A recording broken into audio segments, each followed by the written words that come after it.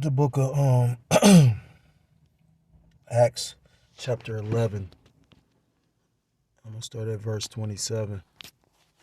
And it reads, "And in these days came prophets from Jerusalem unto Antioch."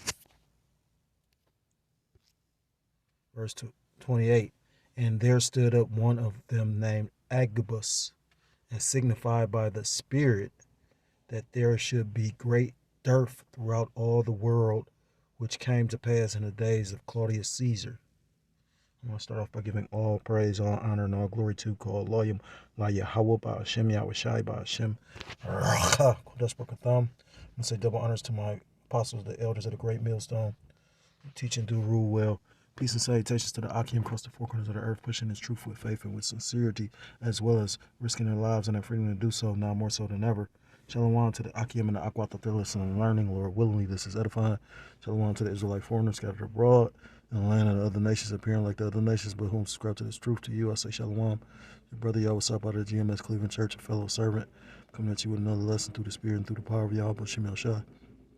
This lesson is in regards to this is through the Spirit. A couple weeks ago, I came across an individual on some just like through the Spirit, just bumped into, and me and this person got to chopping it up, and come to find out, in the area that they stay in, there's no grocery stores. Well, there's corner stores, where you can get a hot pocket, some chips and flaming hot Cheetos and shit like that. But real produce, real food, there's no grocer, a real grocer. So at first I didn't believe it because, the city that the person that resides in is a city I was raised and grew up in. And I knew, like, it's a grocery store over here, it's a grocery store over there, and then you still see the building. But just that, just through, for shits and giggles, I'm like, well, let me go check, And Lord and behold, I ride past and, the building's there, but, the name of the original grocer is no longer on the building. So, that's what you would consider a food desert. So, I brought this out, Acts 11 and 28, because when you go into that word dearth, basically, dearth says limos. Limos says probably from G3007, through the idea of destitution, a scarcity of food, dearth, famine, hunger. The scriptures often talked about hunger, and famines, In actuality, it was one of the tools that the Heavenly Father uses to judge the land. So I found it fitting. I basically did, a search. This was one of the precepts that came up, and I rarely use it. But, at that time, just like in the past, the prophet Agabus was used to proclaim a famine to the land. And you got, first starting with our elders and apostles on down, proclaiming that it's going to be a famine in this land, even to the point where it's going to be a famine of the word. But first, it's going to be a famine of scarcity of food. So first, let me explain to you what a food desert is. And I found it fitting to use, the CDC's definition of what, because these fucking devils, they would know, right? It says the Center for Disease Control generally defines food deserts as areas that lack access to affordable fruits, vegetables, whole grains, low-fat milk, and other foods that make up the full range of a healthy diet. A food desert can be in an urban area where only convenience and liquor stores are within walking. And, again, that's what East Cleveland is known as now. So, and it's not just East Cleveland, East Cleveland is majority Jakes. But then when you go into like the Lakeshore area, Lakeshore Boulevard, Euclid Beach and all that, which was originally Esau. Now Esau ran away from there because what Esau does is he uses up all the land and the resources, and then he leaves it to Jake, So now you got a lot of Jakes out that way. And it's a food desert over there as well. You might have a Dollar General where you can get a Hot Pocket, but it was a Dave's supermarket, an actual grocer that is no longer around. And it just made me think about what the Lord is about to do. Jacob Trevor going to be very I mean, when you really sit back and meditate on it, Jacob Trouble going to be horrendous for, because these people got families and children. I can only imagine, and that's why they so fucked up. Like the elder Apostle Racha calls them GMO babies. You eating this bullshit processed food on top of the fact, a high diet of drugs and alcohol. It don't mix well. So I'm gonna bring up, because a lot of people aren't familiar with East Cleveland, but if you do a search on East Cleveland, you'll find out that it has a rich history. These devils, the Rockefeller family, David Rockefeller, they basically, when they became the first billionaires, they had a home in East Cleveland. Devils got so much money, they had this big, gigantic home built in East Cleveland, and they lived in it for 1 year. And it's old pictures that, I've seen, because when I was coming up, we could never find out where his house was. When I come to find out, I believe his house was the old school that I went to, because the way East Cleveland is built, it's a small city. It's a very small city, but it's considered like a suburb, although it's the definition of poverty today. Again, thanks to them devils. They did their wickedness and then left.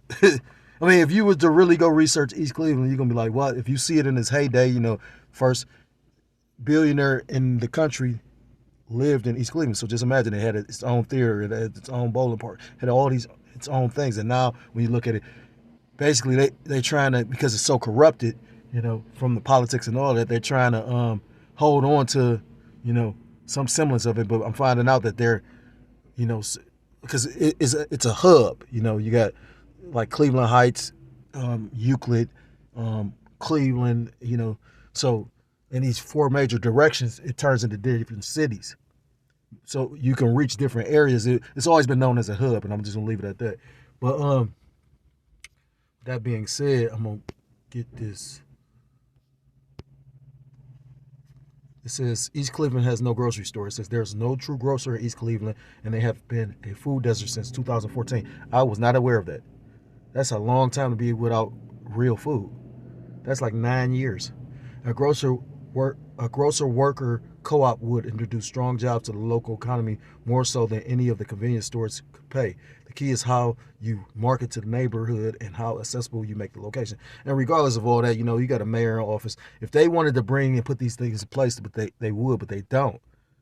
East Cleveland had a hospital. Now they no longer have a hospital. They have a health center, like a neighborhood health center. So a hospital, if you got stabbed, shot, something happened to you, your life could be sustained, because they could take you there, and you could be seen by a doctor. Well, no longer, because if something happens, they have to take you to the closest hospital, which may take another 20 minutes, which may be the cause of you living or dying. Or may be the cause of you dying. I mean, it's ultimately the will of Yahweh Shem shot, but, So, I had an article. I don't even know if I'm going to get into it.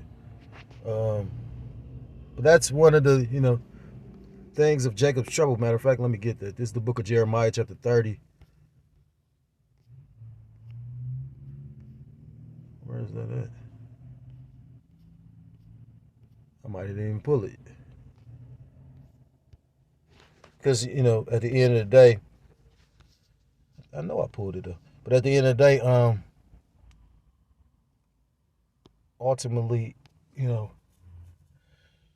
when Jacob's trouble comes, which basically is going to be all, it's going to be the ultimate judgment on Jake, on you so-called blacks, Hispanics, Native Americans, Seminole Indians, West Indians, and Haitians. That's when the Lord is coming to judge you. And he's going to judge you by many ways. Scriptures talk about famine, the sword, pestilence, dogs to tear, Most High's going to open up on you Jakes, and you can see these things being put in, being somewhat put in position now, So just imagine how much they catch in hell.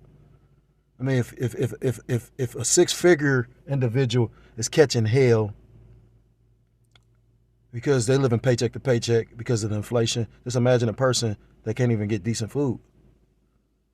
This is the book of Jeremiah, chapter 30 and verse 7. Alas, for that day is great, so that none is like it. It is even the time of Jacob's trouble, but he shall be saved out of it. The Most High is going to make a way for he which is his elect, because that's all who the Most High there you go, right there. I know I had it. That's who all the only group of individuals that the Most High, cares about. Is His elect. What does this say? And these things again have been prophesied many, many times. This is the book of Jeremiah, chapter 28, and verse 8, and it reads, the prophets that have been before me and before thee of old prophesied both against many countries and against great kingdoms of war and evil and of pestilence. The prophet which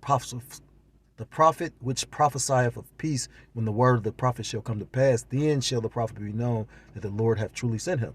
So, all these people that's telling you, all this bullshit, these fake Christians like vocabulary, I rarely speak on this, man, but you got a lot of, your TD Jakeses and, your Pastor Vernon's, all these people that's just really trying to get, their money out of you, to keep their coffers filled. They prophesying peace, but peace isn't coming.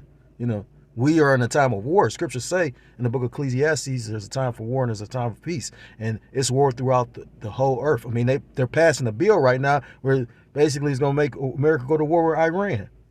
So, I mean, get ready for it. All you tough-ass niggas, all you loudmouth bitches, you know what I'm saying? That's when, they already created a ideology in America where a bitch can't hide behind the fact that I'm a female. Remember, y'all equal to men. Got your ass, then got you, dumb bitch. Like David Chappelle said, got your bitch. You know what I'm saying? That Edomite got you. Now, some gonna be a simp to a degree, but then can you really say that? You got to Saving Private Ryan. I forgot what the name of that act is. If you're the only male in the child, or a single family parents, like a parent that's the sole custodian of a child, or a mother that but at the same time, who's to say they can honor these things? Like, they don't give a fuck. You got to remember, you dealing with some sadistic ass people. This is the book of 2nd Ezra, chapter 15 and verse 1, and it reads, behold, speak thou in the ears of my people the words of prophecy, which I will put in thy mouth, saith the Lord, Yahweh Ba'ashem Yahushai, and cause them to be written down in paper, for they are faithful and true, meaning they're going to come to pass. It tells you in the book of Isaiah chapter 55 and 11, his words will go out and won't come back until they accomplish what they were sent out to do. Verse 3, fear not the imaginations against thee, let not the incredulity of them trouble thee that speak against thee. The unbelief or the disbelief, what does it matter that they don't believe? These very things that they don't believe are happening right before your eyes, the believer's eyes, and that's why the scripture says, blessed is your eyes, because you see. You had prophets that did the will of Yahweh Shem Yahushua and didn't get to see the things that we're seeing today. Verse 4, for all the unfaithful shall die in their for all the unfaithful shall die in their unfaithfulness. Verse 5, behold, saith the Lord Yahweh Ba'ashem Yahushai, I will bring plagues upon the world, the sword, famine, death, and destruction. For wickedness hath exceedingly polluted the whole earth, and their hurtful works are fulfilled. God, scriptures talk about in the book of Matthew about because iniquity shall abound, the love of many shall wax cold. And because of the iniquity abounding, so much so, the Lord is coming to, touch this place. He's visiting it in multiple kind of ways, if you can see. He's the one bringing the pestilence. He's the one bringing, the death. He's the one that doing all these things. This is the book of 2nd Ezra, chapter 16. And I'm going to start at verse 14, and it reads, behold, the plagues are sent and shall not return again until they come upon the earth. And the plagues are that sword, the famine, pestilence, and death. Verse 15, the fire is kindled and shall not be put out till they consume the foundations of the earth. Verse 16, like as an arrow which is shot of a mighty archer returneth not backward, even so the plagues that shall be sent upon the earth shall not return again. And basically that's going into those ICBMs, in which, we're ramping up to that. You got all these different nations getting involved in this Middle East conflict. The end is nigher than we believe. Verse 17, woe is me, who will deliver me in those days? Because Ezra saw these things and he like, damn, you know what I mean? Whoa, he's seeing like, how am I going to escape this? You know what I mean? That's how we know you're not going to be able to escape these things by your own power. You know, scriptures talk about cursed be the man that maketh flesh his arm. Roughly paraphrase. You trusting in yourself. Scriptures call Jacob, who the Most High loved, a worm. How much other nations? How much more so? Woe is me, who will deliver me in those days? Verse 18. The beginning of sorrows and great mournings, the beginning of sorrows and great mournings, the beginning of famine and great death, the beginning of wars, and the powers shall stand in fear, the beginning of evils. What shall I do when these evils shall come? And what should you do? The scriptures talk about knowing the end, what type of person he should be in all holy conversation. How should you be moving? How should you be conducting yourself? Especially if you know you're Israelite. If you know this truth, how should you be moving? Not like some of these worldly camps that we're seeing. I mean, I try not to just go in on the individuals I don't know. Some brothers be having that zeal because they just so passionate about the scriptures and the truth and all that. And that do make you feel some kind of way when you watching a person literally knowingly lead people astray. Like, but the thing is this, the Lord got them set up to do that, and those that get entangled with that, that's the Lord's will as well. But also if you in the spirit to say something about it, that's the Lord putting the spirit on you to say something. It says the beginning of sorrows and great mourning, the beginning of famines and great death, the beginning of wars, and the power shall stand in fear, the beginning of evils. What shall I do when these evils shall come? Verse 19, behold, famine and plague, tribulation and anguish are sent as scourges for amendment. So these different things, the famine, the plague, the tribulation, the anguish, the evil days are sent as a scourge, like, as a whip. Because when you go into a scourge, it's basically like a whip, like a cat of nine's tail, to scourge the flesh, to basically because by chastisement is, correction can be made. It says for amendment.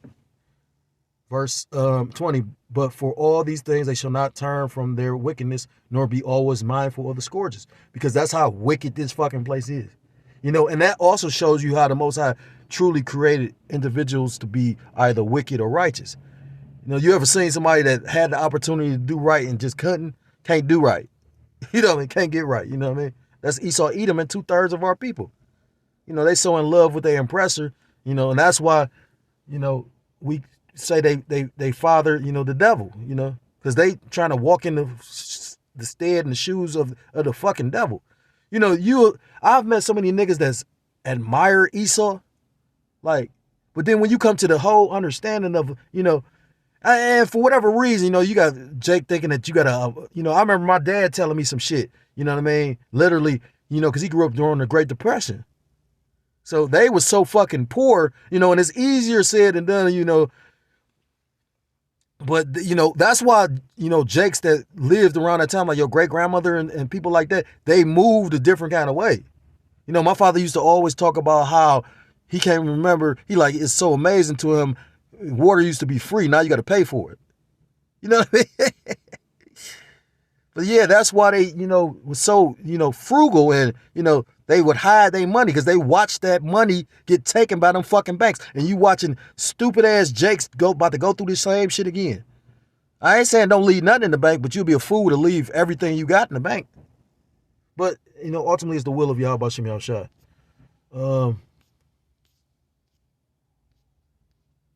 This is the book of Ezekiel chapter 5. And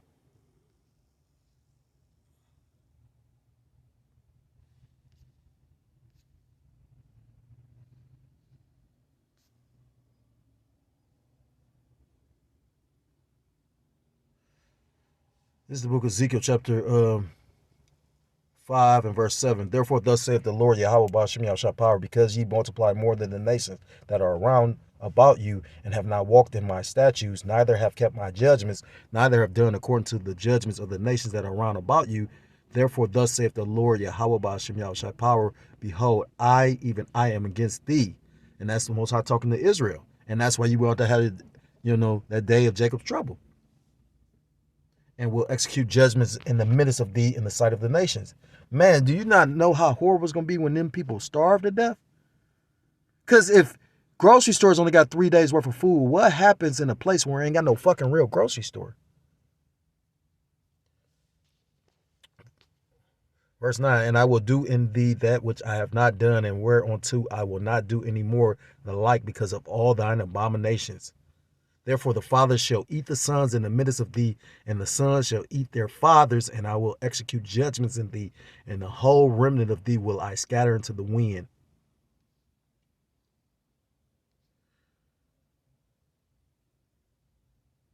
Verse 12, a third part of thee shall die with the pestilence, and with famine shall they be consumed in the midst of thee, and a third part shall fall by the sword round about thee, and I will scatter a third part into the winds, and I will draw out a sword after them. And who is that sword? Esau, Edom. When you go into Ezekiel chapter 14. Thus shall my anger be accomplished, and I will cause my fury to rest upon them, and I will be comforted, and they shall know that I am the Lord, Yahweh Ba'ashem Yahushai, have spoken in my zeal, when I have accomplished my fury in them. Moreover, I will make thee waste and a reproach among the nations that are round about thee, in the sight of all that pass by. And, we've already become a reproach. But as far as that famine and, a nigga's mentality, he liable to do anything, so let alone eat anything. Verse 16, when I shall send upon them the evil arrows of famine, which shall be for their destruction, and which I will send to destroy you, and I will increase the famine upon you, and will break your staff of bread. Verse 17, so will I send upon you famine and evil beasts, and they shall bereave thee, and pestilence and blood shall pass through thee, and I will bring the sword upon thee. I, the Lord, Yahweh Ba'ashem Yahushai, have spoken it. So the Lord, is preparing for judgment. You know what I mean? It's the book of Ezekiel, chapter 14.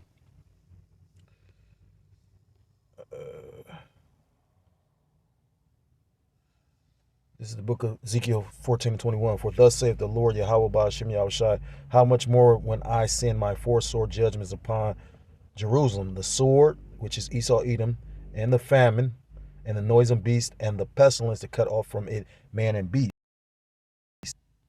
Yet behold, therein shall be left a remnant that shall be brought forth, both sons and daughters. Behold, they shall come forth unto you, and ye shall see their way and their doings, and ye shall be comforted concerning the evil that I have brought upon Jerusalem, even concerning all that I have brought upon it. Because at the end of the day, it's going to be a remnant, because at the end of the day, it's going to be elect. It's going to be those 2/3 of our nation are fitted for destruction because they refuse to, return to our Lord, our Savior, the Most High, Yahweh, Ba'ashem Yahushai, and our big brother, Yahweh Shai Mashiach. Yahweh being he is or he exists, Ba'ashem meaning in the name, and Yahushua meaning he is the Savior or the deliverer, who you ignorantly call Jesus Christ. They refuse to come back and hearken on to these. I know niggas that don't even believe in the scriptures but can see something clearly is about to happen. But you got a lot of people that's really lost. Like when you watch some of these people that's on YouTube and TikTok, they really living in a reality like a dream world. Like you got motherfuckers that got they women's pregnant and shit. And you know what I mean? I'm just grateful that ain't me. The Lord is about to open up on this place. Something terrible. But at the end of the day, we're going to be protected. The scriptures talk about how the Most High is going to protect his elect. Also it talks about how the just are going to live by faith. And we wholeheartedly believe that because he's protected us throughout all these other things. He protected us when everybody said, you better go get that. You might have to lose this or you might lose that. And brothers was willing to lose all them things to keep Yahweh Shai Mashiach, to keep Yahweh Ba'ashem Yahushai. Then come to find out, show you how cold the Lord was, he made them same jobs that said you had to have this shit, literally, basically let them same people that refused to come back. So yeah, this devil is scrambling. That's why he's going to come down with great wrath. Because as much as he done thought this shit out, it ain't going to work out the way he thought. This is the book of Isaiah chapter 65. And I'm going to start at verse 12. I'm going to start at verse 11. But ye are they that forsake the Lord, that's 2/3 of our people, that forget my holy mountain, which is the holy government of Yahweh Shem Yahushua, that we are the house of David, which, because that's going to be the governing body of, the nation of Israel, which our people fan the hand and shrug the shoulder and do not want to partake in. That prepare a table for that troop and that furnish the drink offering unto that number. Verse 12, therefore will I number you to the sword, and ye shall all bow down to the slaughter. 2/3 are going to die. And they're going to die by famine. You know what I mean? It's multiple scriptures about famines. You know what I mean? A famine isn't a complete lack of food. It's just certain areas that don't have any. And the scriptures show you that. It could be food outside. If they besiege a city, it could be food outside that city, but that city just can't get no food. You got right now, people can't even afford food. So they're experiencing, to a degree, famine. Therefore, I will number you to the sword, and ye shall all bow down to the slaughter, because when I called, ye did not answer. When I spake, ye did not hear, but did evil before my eyes, and did choose that wherein I delighted not. Verse 13, therefore, thus saith the Lord Yahweh Ba'ashem Yahushua power, behold, my servant shall eat, but ye shall be hungry. Behold, my servants shall drink, but ye shall be thirsty. Behold, my servants shall rejoice, but ye shall be ashamed. Because in the kingdom, all these people, because again, to show you the mercy, why they talking about the Most High is just so cruel that, the Most High is merciful, because, if you're an Israelite, you still going to, receive the kingdom. You know what I mean? You not going to be on the level of the men, the elect and the men, the 144,000 the men that put in work for this thing, but they going, you're going to be over these fucking devils in these other nations. Verse 14, behold, my servants shall sing for joy of heart, but ye shall cry for sorrow of heart, and shall howl for vexation of spirit.